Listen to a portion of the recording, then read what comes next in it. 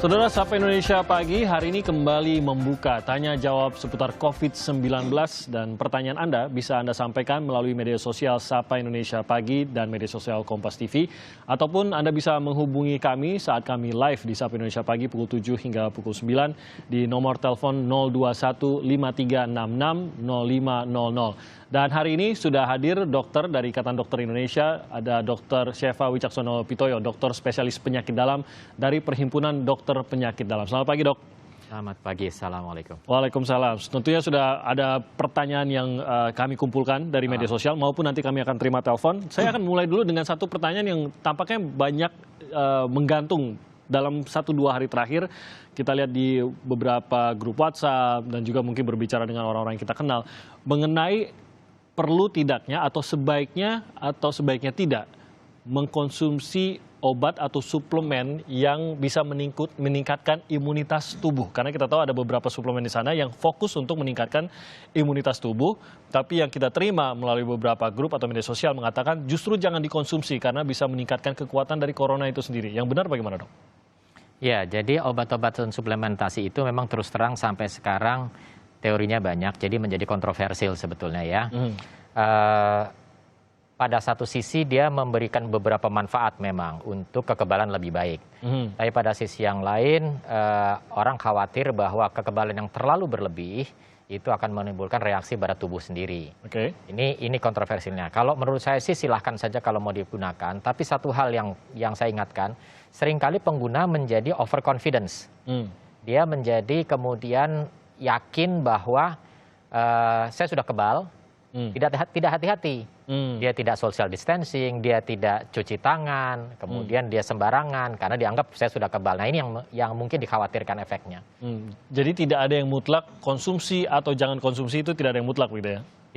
Tidak ada bukti yang memberikan risiko lebih atau juga sebaliknya pencegahan lebih. Oke, yang penting adalah semuanya dijalankan, cuci tangan, social distancing, kalau bisa tetap isolasi diri di rumah dan lain-lain, itu ya yang tidak kalah penting. Oke, itu pertanyaan dari saya. Kita langsung ke pertanyaan dari beberapa pemirsa yang sudah mengirimkan melalui media sosial. Yang pertama dari Ed Hansila. Berapa lama tanda-tanda gejala muncul, misal seseorang terpapar, mereka yang positif dan merasa aman, mereka tidak tertular? Berapa lama itu? Ya, jadi itu disebut sebagai masa inkubasi ya. Masa dari mulai ketemploan kuman sampai kemudian timbul gejala. Secara umum paling banyak itu adalah pada 3-14 hari.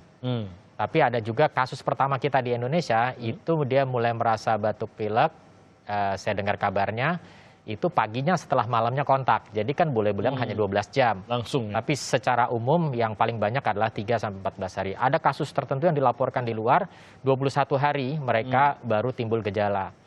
Ya, range-nya itu paling banyak 3-14 hari. Jadi mulai tidak ada yang pasti juga bahwa akan mulai merasakan sakit setelah 3 hari, itu juga tidak ada ya. Hanya ada range rata-rata kira-kira di sekian hari, gitu ya, Dok ya. Jadi yang harus dilakukan kalau misalkan baru mengetahui ternyata orang yang saya temui sekian hari yang lalu adalah entah itu PDP atau positif corona, harus berapa lama saya memantau diri saya sebelum saya bisa keluar, entah itu bekerja ataupun membeli kebutuhan pokok saya? Yang dianjurkan 14 hari. 14 hari, itu patokan kita tetap di 14 hari itu lagi. Oke, baik, kita berlanjut ke pertanyaan berikutnya. Ini dari Ben Hutagalung. Apakah corona bisa menular melalui kolam renang? Virus corona itu diketahui mati dengan klorin. Ya, obat pemutih itu ya. Nah, itu juga dipakai untuk pembersih kolam renang. Jadi kalau manajemen kolam renang baik, mestinya air kolam renang itu aman. Nah, yang jadi masalah adalah sosialnya, social interaction-nya. Jadi di pinggir kolam renang, ngobrolnya, itu berisiko kalau ada orang sakit menularkan. Jadi berada di dalam kolam itu sendiri nggak apa-apa. Nggak apa-apa sebenarnya, walaupun katakan ya seburuk-buruknya adalah ada seseorang yang tidak mengetahui dirinya membawa virus corona, ia berenang di situ, virus ya pastilah ada, entah itu cairan dari mulut atau lain-lain yang ke air kolam, akan langsung mati dengan klorin, begitu? Tidak akan menulari melalui air. Tapi WHO sudah mengatakan itu cukup aman di situ. Tapi yang harus diperhatikan ada apa yang Anda lakukan justru di luar kolamnya, Dok ya? Jadi tetap mengurangi interaksi sosial. Hal itu yang harus menjadi perhatian kita. Mungkin begini, kalau main di kolam renang ya lebih baik untuk olahraga, berenang aja teratur. Kalau kemudian kita bercanda, kemudian berdekatan, muncratnya mungkin dari ketika kita ngobrol di atas permukaan itu kan. Jadi bukan dari air kolamnya. Oke, itu mungkin menjawab pertanyaan dari Ben. Kita lanjut ke pertanyaan berikutnya. Dari Exant Jayanegara, apakah perokok lebih mudah terpapar virus ini? Ya, secara umum orang yang merokok berisiko untuk sakit apapun lebih mudah. Oke. Itu saja. Jadi otomatis untuk yang ini juga akan lebih mudah sakit. Dan kalau kebetulan rokoknya menimbulkan kelainan parunya, katakanlah fungsi paru menurun akibat merokok, otomatis ketika kena infeksi ini gejalanya akan lebih berat. Tapi tidak berarti bahwa merokok akan kemudian membawa penyakit. Tidak, dia akan terhadap corona ya maksudnya.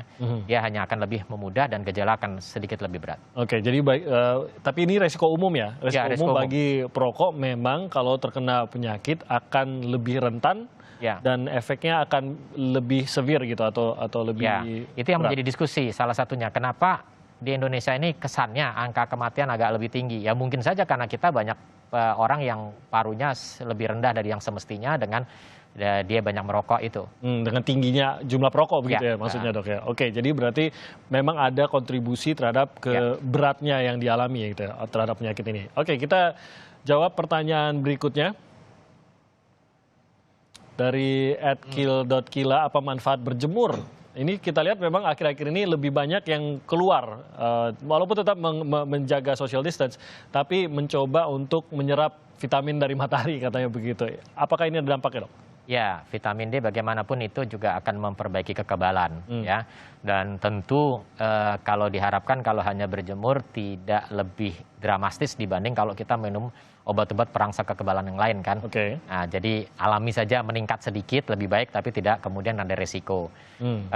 Masuk akal sih sebetulnya. Tapi saya sih melihatnya bahwa ketika kita keluar atau orang yang kemudian membawa virusnya keluar, itu kalau dia batuk virusnya mungkin akan mati dengan panas, itu saja mungkin. Tapi yang di dalam tubuhnya pasti akan bekerja terus. Oke, jadi kalau dia sudah ada begitu ya, sudah terpapar virus corona ini, sinar matahari tidak akan berbuat banyak untuk mematikan virus sebenarnya itu ya. Tapi untuk menjaga kesehatan tetap disarankan gitu dok? Ya, di rumah juga begitu. Kalau ada kemudian kita mengisolasi diri di rumah, maka ruangan tertutup itu berisiko untuk memindahkan virus dengan sesama orang serumah kan. Jadi kalau dia isolasi di kamar saja. Tapi kalau misalkan dia harus buka, lebih baik kalau ventilasi itu terbuka. Jadi tetap ventilasi ya tetap terbuka. Yang disarankan ini karena kalau kita, ini kan kita bisa sepakati bahwa untuk menjaga kesehatan baik-baik saja gitu ya untuk berada di bawah matahari. Tapi yang disarankan itu mungkin berbeda-beda. Di jam berapa lama saya harus berjemur itu ada ini nih, tidak dok? Ada standar? Tidak ada patokan khusus untuk di Indonesia mungkin sekitar jam 10 itu mungkin baik. Di bawah jam 10? Sekitar jam 10-an. Sekitar jam 10? Tidak terlalu pagi, juga tidak terlalu siang. Tapi sekali lagi ya, itu tidak langsung kemudian dia akan punya dampak langsung kepada pencegahan COVID itu tidak. Kita akan ke pertanyaan satu lagi sebelum nanti kita jeda dan menerima telepon. Yang terakhir ini dari Juliani Hamdani 20. Apa saja media penularan COVID-19 karena sekarang katanya bisa melalui udara? Baik. Saya agak panjang sedikit untuk ini. Saya tidak langsung menjawab, tapi saya memberikan pemahamannya dulu. Intinya begini, COVID-19 itu keluar atau masuk ke badan orang itu lewat lubang kita semua. Jadi tidak lewat kulit. Lubang itu misalkan lubang hidung, lubang mulut, lubang mata. Nah mohon maaf, kalau lubang kemaluan karena ketutup terus pakaian, nggak ada masalah. Itu sumber masuknya. Intinya apa? Di telinga? Ya, lubang telinga mungkin kalau yang masuk ke dalam. Tapi relatif kita tidak banyak sumber masuk dari telinga. Kenapa? Karena kan tidak ada udara yang keluar masuk dari situ. Kalau kita dari hidung itu kan keluar masuk udara. Jadi itu yang nyedot udara masuk kan. Jadi relatif kita bisa abaikan telinga. Nah kemudian yang sumber masuknya itu otomatis untuk mencegah penularan kita tutup itunya. Tutup dari lubang mata, lubang hidung, lubang mulut. Nah, terus kemudian sumber keluarnya itu juga dari lubang. Walaupun pemeriksaan urin selama ini tidak pernah membuktikan keluar dari urin. Tapi buang air besar, kemudian dari yang keluar dari muncratan dari mulut dan hidung kita, itu berpotensi untuk menularkan. Sehingga bagaimana itu bisa menular kalau yang semburan tadi keluar itu menempel di satu hal, kemudian hal itu misalkan meja atau apa kita pegang, nah kemudian tangan kita yang sudah ketempelan tidak mungkin menimbulkan infeksi, kecuali kita nempel-nempel di lubang tadi, hidung Jadi segala macam. kalaupun ada virus tersebut di gagang pintu dan kita memegang gagang pintu tersebut, berarti kan tangan kita sudah terpapar nih. Ya. Tapi ini tidak bisa masuk melalui kulit begitu ya, Ya. melalui tangan kita saja. Selama ini didisinfektan atau dicuci dan tidak menyentuh wajah, aman seharusnya. Ya, jadi karena itu yang dianjurkan adalah silahkan saja desinfeksi tangan, cuci tangan seperti orang gila, seperti orang paranoid. Jadi habis pegang handle, Cuci. hand rub gitu ya. Ya. Nah itu selesai. Pegang handle lagi, hand rub lagi. Cuci lagi gitu. Nah takutnya nanti keburu lupa kita makan atau apa kan gitu. Jadi lebih baik langsung begitu ya. Ya. setelah megang Nah sekarang apa-apa. pertanyaan lagi, kalau keluar dari mulut itu berapa lama ada di sekitar di udara gitu kan? Jadi kalau itu keluar dari munceratan mulut biasa, itu penelitian mengatakan dia akan segera turun. Jadi dia nempel di lantai. Apapun lah pokoknya dia. Nah, di lantai, di sekitar dia. Karena itu disarankan jaraknya lebih dari 1 meter. Ya. Karena diharapkan orang bicara, orang batuk kecil itu nggak akan jauh dari 1 meter. Tapi kalau batuknya kenceng, kita harus lebih jauh. Oke. Nah, ketika di lantai, dia butuh waktu beberapa jam, bahkan mungkin bisa seharian untuk hidup. Setelah itu dia akan mati sendiri karena tidak ketemu sama benda hidup kan. Nah, kalau kita jalan nginjek, toh nggak apa-apa, wong kaki juga nggak akan tembus kan. Ya. Nah, sekarang bisa nggak dia ngambang di udara terus? Ya. Bisa kalau kemudian dia cairan yang keluarnya itu tidak gede yang nggak segera jatuh, Oke. tapi kecil sekali sehingga disebut sebagai aerosol, uap lah istilahnya. Kalau uap itu mungkin bisa, dan itu bisa sampai 3 jam. Tapi itu melayang terus, apa tetap sebenarnya dalam tetap Proses akan menurun. jatuh, tapi pelan, tetap Ya, turun sebenarnya ya. Oke. Gitu. Nah, jadi dengan demikian maka yang disarankan untuk hati-hati itu apabila ada kejadian yang menyebabkan yang keluar itu bukan sekedar cairan keluar, tapi betul berbentuk uap.